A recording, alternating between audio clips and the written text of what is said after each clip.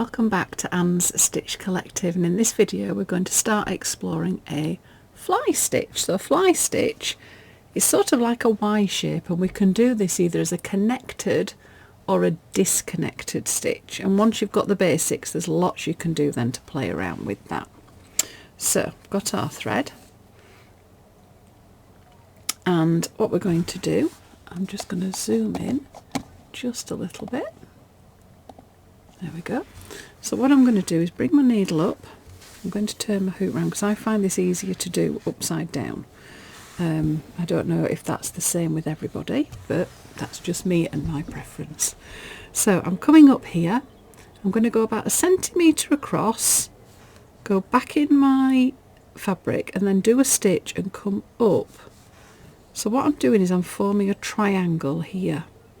So I've come up here, I've gone back in and back out. Now when my needle comes out, this thread needs to go underneath that needle.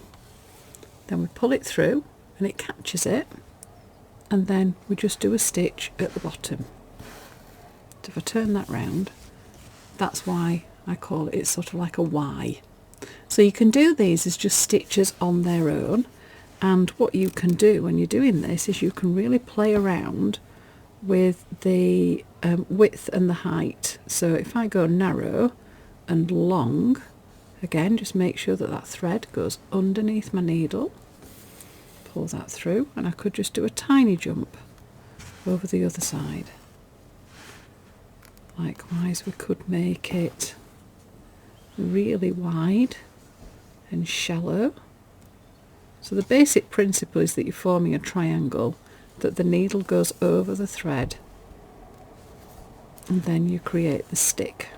So hopefully you can see there we've got different versions, but one of the things that's really nice to do with this is to connect them together, and this always looks really good, especially if you're doing things like plants, flowers, you want stems or just something decorative just to go around your piece of work.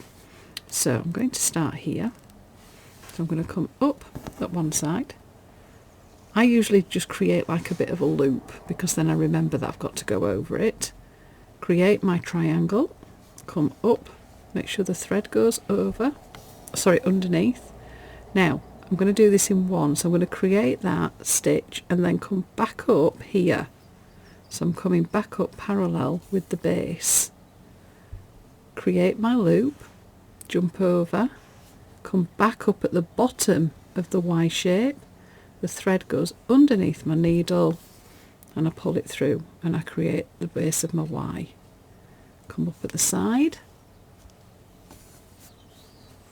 create my loop, jump over, come up. So I'm creating my triangle again, but the base of that goes through it. And then if you just start moving your little tail of the Y just across, you can then start travelling around your piece. Normally if I'm doing something like this, I would have a line that this middle bit here will follow. It just makes your life a little bit easier just to draw a shape to follow. Or if you have one of my templates, you will already have a line on there that you can follow. Then when it comes to finish it, you can either just jump straight over so it finishes on the V, or give yourself a little bit of a tail, just flip it over and then just run your thread, your needle, sorry, through that thread and then through the loop. Another stitch that I'm going to add just now, that's a little bit similar, is a feather stitch. So it's a little bit similar, and I just thought it'd be quite nice just to add it in at this point. So with this one, it's a very similar stitch. So we're going to create a loop, going to go across and come up here. Okay, but instead of creating our stick, we're going to create another loop and come in from the other side, and again go under there to the other side, come up to the other side and come up.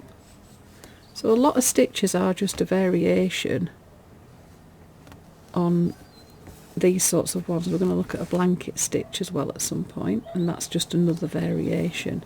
So with this one, you're always laying the thread in the direction that you're going in, and you can come, so I've gone from the left, I can do that twice from the left, and then I could come in here twice from the right. So again, this is another one that's quite nice for plants and flowers. And I don't know why, but I always tend to do them upside down and then turn it round the right way. So those two stitches are giving you a feather and a fly. Around.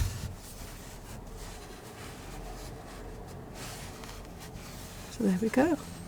That's our next two stitches in our stitch collective. Have fun.